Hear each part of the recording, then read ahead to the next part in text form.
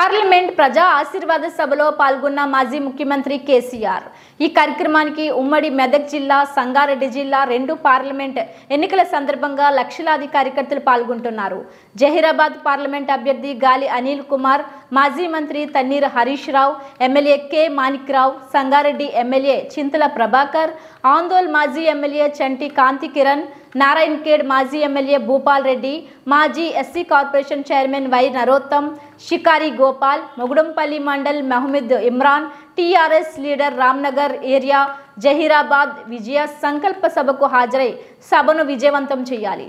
మాజీ చైర్మన్ ఎర్రోళ్ల శ్రీనివాస్ మాట్లాడుతూ తెలంగాణ రాష్ట్రంలో బీఆర్ఎస్ పార్టీ వైపు ప్రజలు చూస్తున్నారు. అందుకే సభకు లక్షలాది ప్రజలు వస్తున్నారు. కేంద్రంలో బీజేపీ ఓటేస్తే రాజ్యాంగం భారతదేశం ప్రమాదంలో పడుతుందని బీఆర్ఎస్ కు ఓటేసి ప్రశ్నించే గొంతు అవుతాం. బీఆర్ఎస్ పార్టీ ఆవిర్భావం నుంచి కూడా మెదక్ సీటు మాదే. సో దీంట్లో ఎలాంటి సందేహం లేదు. డెఫినెట్ గా భారీ మెజార్టీతో గెలుస్తాం. జహీరాబాద్ కూడా భారీ మెజార్టీతో గెలవబోతా ఉన్నాం. ఇలా మొన్న ప్రభుత్వం అధికారంలో ఉండి 10 లక్షల మందితోనని పెద్ద పెద్ద ప్రకటనలు చేసి ప్రగల్భాలు పలికింది.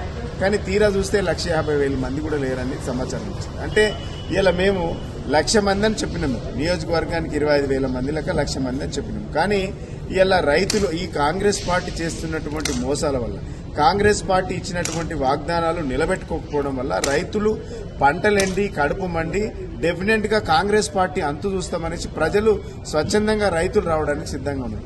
అదేవిధంగా 2,000 రూపాయల పింఛన్ను మాయమాటలు చెప్పి అబద్దాలు చెప్పి 4,000 రూపాయలు ఇస్తామనేసి ఆ వృద్ధులను కూడా మోసం చేసినటువంటి చరిత్ర కాంగ్రెస్ పార్టీ.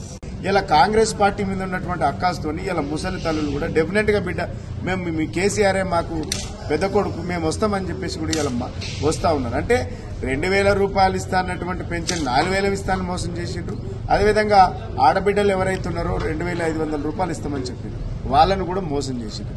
యువకులను కూడా మోసం చేసిండ్రు. నిరుద్యోగులను మోసం చేసిండ్రు. అలా ఈ రాష్ట్రంలో అసలు మోసం చేయని లెవెల్ని మీరు అందరినీ మోసం చేసిండ్రు. తీరా చరిత్రలో భారతదేశ చరిత్రలో ఎక్కడ లేని విధంగా బాబాసాహెబ్ అంబేద్కర్ విగ్రహాన్ని 125 అడుగుల విగ్రహాన్ని పెట్టింది కేసీఆర్ గారు.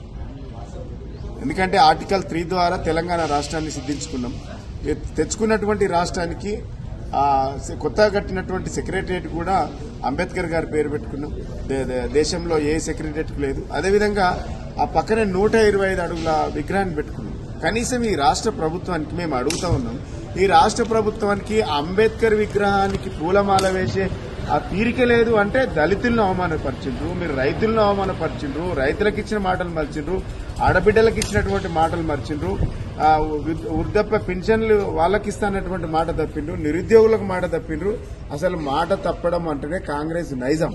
మీ చరిత్ర దేశంలో ఎప్పుడు కూడా మాట మీద నిలబడినటువంటి ఏకైక పార్టీ ఏదైనా ఉంది భారతదేశంలో అంటే కాంగ్రెస్ పార్టీ. డెఫినెట్ గా చిత్తుగా పార్లమెంట్ ఎన్నికల్లో ఓడిస్తాం. ప్రజలే మిమ్మల్ని ఓడిస్తారు.